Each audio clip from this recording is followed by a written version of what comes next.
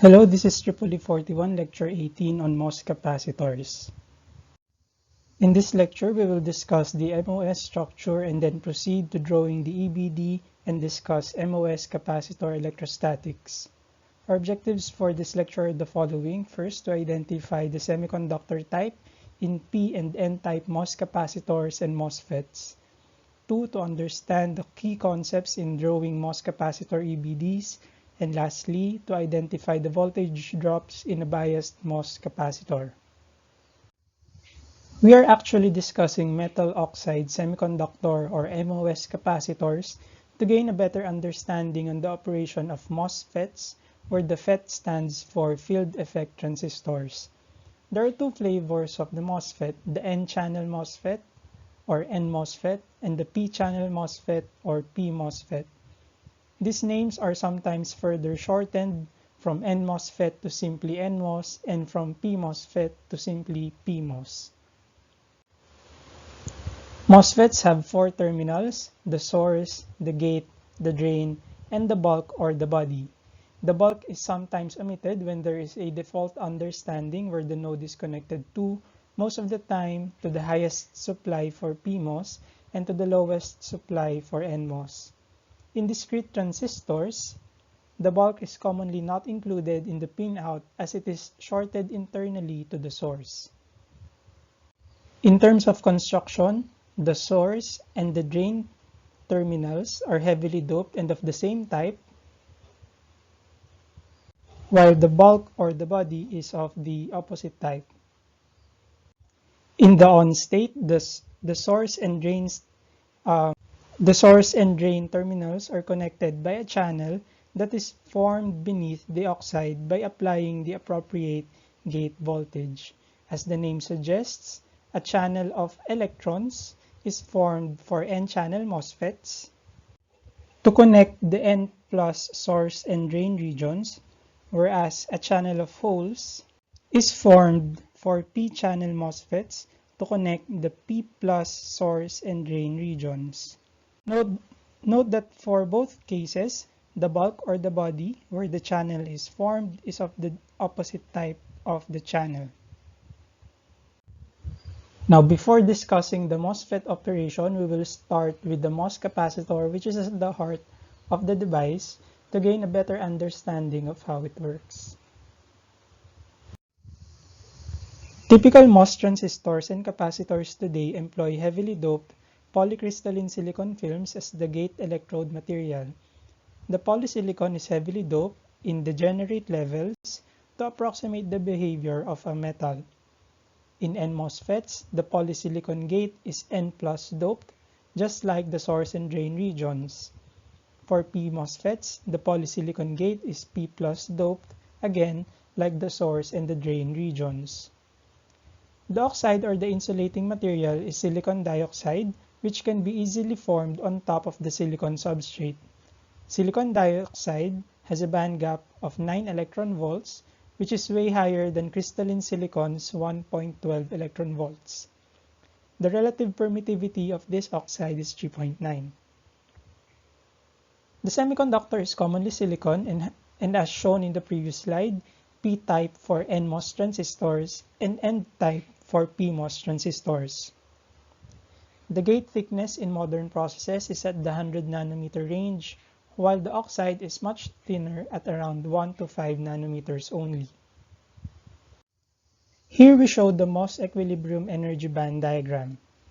First, the Fermi level must be flat across the whole device, from the metal to the oxide and to the semiconductor, again since the device is under thermal equilibrium. The diagram also shows the much larger band gap of the oxide or the insulator relative to the semiconductor. The diagram also shows that for the quote-unquote metal, which is actually a N plus polysilicon, the Fermi level of this metal is approximately equal to EC because of the high donor doping concentration in this region. The diagram also shows that it is possible to have some bending or some built-in electric field and voltage even if the device is under thermal equilibrium. This built-in voltage and electric field is highly dependent on the work functions and electron affinities of the materials. We will define the x-axis to be increasing deeper into the semiconductor and put x is equal to 0 at the oxide semiconductor interface, or what is referred to as the surface of the semiconductor, or simply the surface. If there is some depletion region within the device, it will be formed at the semiconductor region near the oxide, and we will denote the depletion width as W. Some guidelines for drawing MOS EBDs. First, at the metal oxide interface, the difference between EC of the oxide and EF of the metal must always be, under ideal conditions, chi of the oxide minus phi of the metal, or the electron affinity of the oxide, minus the work function of the metal, just like in MS contacts. Next, on the oxide semiconductor interface, the difference between the two ECs must be fixed at chi sub S minus chi sub O, or the electron affinity of the semiconductor minus the electron affinity of the oxide. This difference is around 3.1 electron volts for silicon-silicon dioxide interfaces, since silicon's electrons affinity is around 4, while silicon dioxide's affinity is around 0.9 electron volts. And this is actually the barrier height for conduction band electrons to flow from the semiconductor into the oxide, and which is a very large number, meaning the electrons cannot easily pass through this oxide or insulating material. Once we know chi O and chi S, we can identify this fixed energy difference, and from EC of the semiconductor, we can identify EV of the semiconductor, and from the EC of the oxide or insulator, we can identify EV of the insulator given the band gap of the insulator. Now note that these two energy differences at the interface must be fixed regardless of the bending or of the applied voltage in our MOS device. Next, the Fermi level must be flat along X in the semiconductor or silicon region. Since there is no current along the X direction because of the insulator, then we can assume that equilibrium conditions prevail for the semiconductor since there is no current.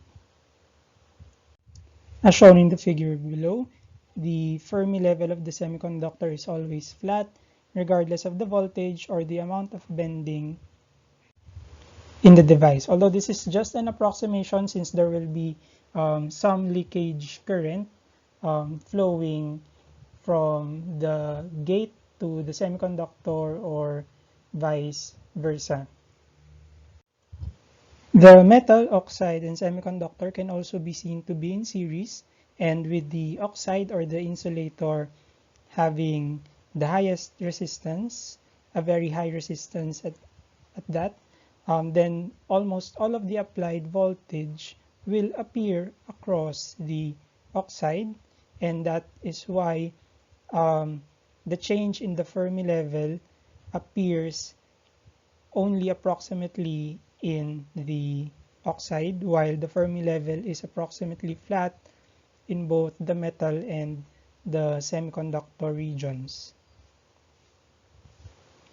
And again, as you can see in the figure, EFS is drawn to be flat even if the relative positions of EFM and EFS, or the applied voltage, change.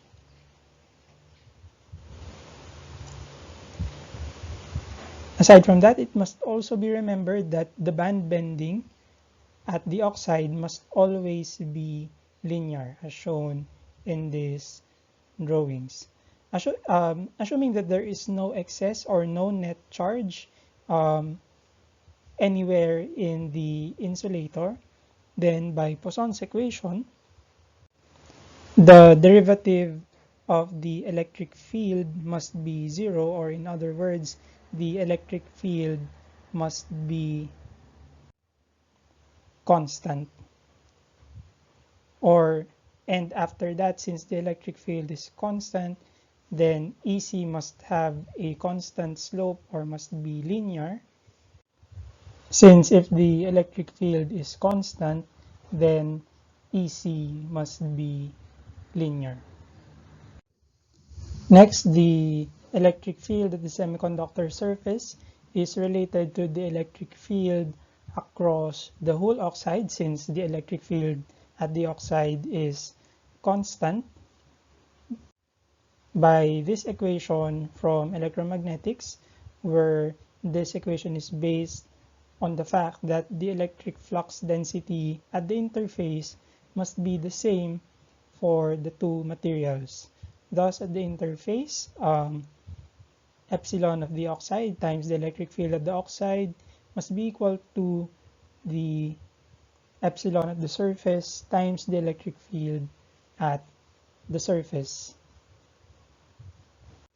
Now we can also rewrite this equation in terms of the slope of EC, and we move this factor on the other side and see that the slope of EC at the oxide semiconductor interface is related by the ratio of the material permittivities. Specifically for silicon dioxide silicon interfaces, this ratio is equal to around 3, meaning the bending at the oxide interface must be around 3 times as much as the bending at the silicon surface.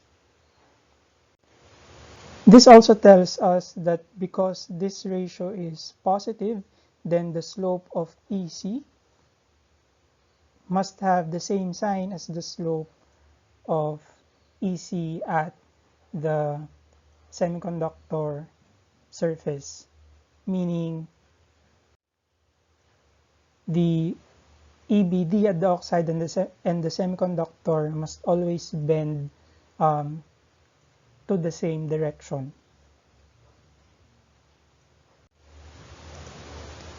The last guideline that we'll note is that the difference between the Fermi levels in the metal and the semiconductor must be equal to the applied voltage multiplied by Q, or 1 electron for consistency of units. Note that the voltage is applied on the gate, that's why it's called VG, and the semiconductor bulk is grounded. Thus, if the applied voltage is positive, then EFM must be lower than EFS, since the voltage and position of EC in the EBDs are in opposite direction, since we have to flip the EBD to get the voltage. Thus, for the example shown here, since EFM is at a higher point than EFS, then the voltage applied must be some negative gate voltage. We will now define a special case, to which we will also refer to as the ideal case or ideal MOS, wherein the work functions of the metal and the semiconductor are exactly of the same value. If this is the case, then at equilibrium, the EBD will not have to bend, since the Fermi levels and the vacuum energy levels across the 3 sections are perfectly aligned to begin with. This condition where the metal, the oxide, and semiconductor EBDs are all flat is called the flat band condition. Thus, for an ideal MOS, the flat band condition is achieved at thermal equilibrium where there is no applied voltage since EFM is equal to EFS. And VFB is the voltage that need to be applied at the gate to achieve flat band conditions, but for our ideal MOS, this flat band voltage is exactly 0. However, this ideal scenario is in general not the case. So here we show a more general case where the metal and semiconductor work functions are not equal. At equilibrium, the Fermi level must be constant, and therefore there must be some bending within the device. However, there can be no bending or electric field within the metal, so the EBD of the metal remains flat. Thus, the oxide and semiconductor EBDs are the ones bending, and as said earlier, they must bend in the same direction. Shown also in the figure how the energy differences in the metal oxide and oxide semiconductor interfaces work to keep the vacuum energy level continuous. Note also that the relative positions of EC, EI, EV, and EF at the semiconductor bulk or far from the interface is kept. So here we have our non-ideal MOS, which is bent under thermal equilibrium or when there is no applied voltage, as signified by this flat Fermi level throughout the device, and we need to apply some voltage defined as the flat band voltage to achieve flat band conditions. In this example shown here, the flat band voltage again is negative since we have to increase EFM relative to EFS. And it can also be deduced that this flat band voltage must be equal to Vm minus Vs over Q, or QVFB is equal to Vm minus Vs. Since this is Vm and this is Vs, and the energy difference is QVFB. This can also be seen in this figure right here, where since EFM and EFS are aligned, we can identify E0 with Vm and Vs, and this energy difference is related to the voltage that must be applied to achieve a flat band condition. In this example, say we consider an N+ poly silicon dioxide and a p-type silicon, then the flat band voltage must be around -1 electron volts, although this still depends on the doping concentration. This -1 volt can be deduced from the fact that for N+ polysilicon, EF is approximately equal to EC, and therefore this is also the electron affinity of the polysilicon. Now, since the electron affinity of the polysilicon is near the electron affinity of silicon, then this remaining energy difference must be the flat band voltage from EC to EF, but for p-type, this is around 1 electron volt, since EF must be lower by more than 0.56 and must be lower by not more than 1.12 electron volts. So this is roughly around 1 electron volts. However, if we consider the other case where we have a P plus poly and or an N-type silicon, then the flat band voltage must be around positive 1 volt. To proceed with the analysis, we will need to define some variables or quantities. And aside from VFB or the flat band voltage, we will define another voltage quantity,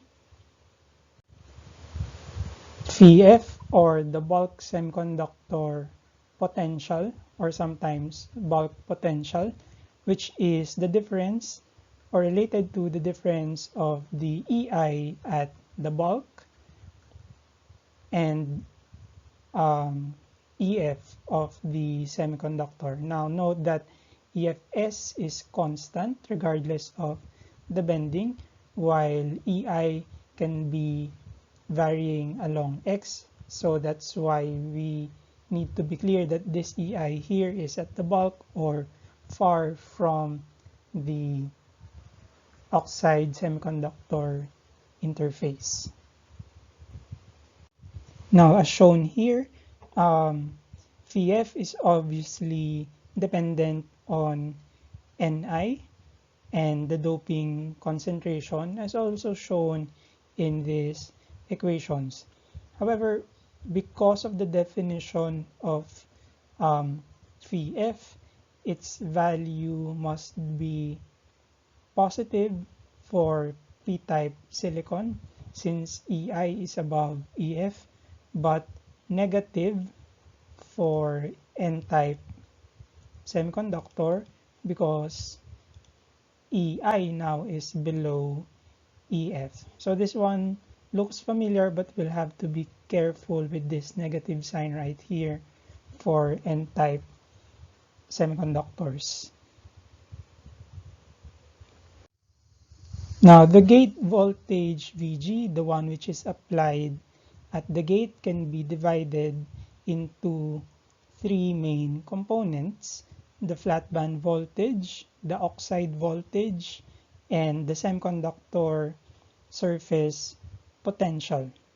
Now, the flat band voltage is constant regardless of this applied voltage, as this one is simply Vm minus Vs over Q. So when Vg changes, what changes are these two values here, Vox and Vs.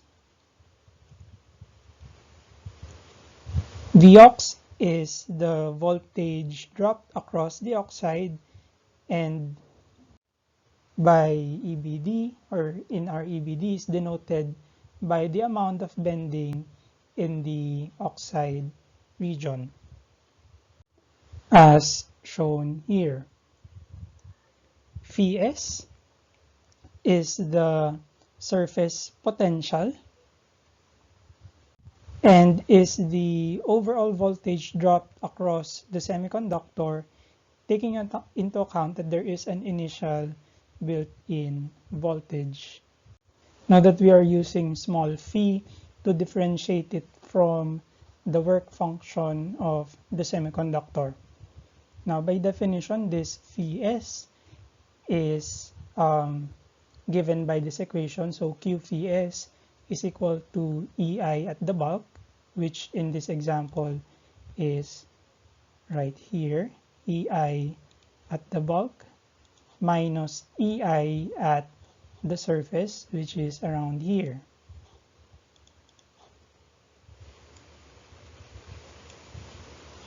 So in this example, Vs is some negative value, although in this figure as well, we can obtain Qvs by looking at the EC instead of EI, since they are just off by some fixed constant EG over 2.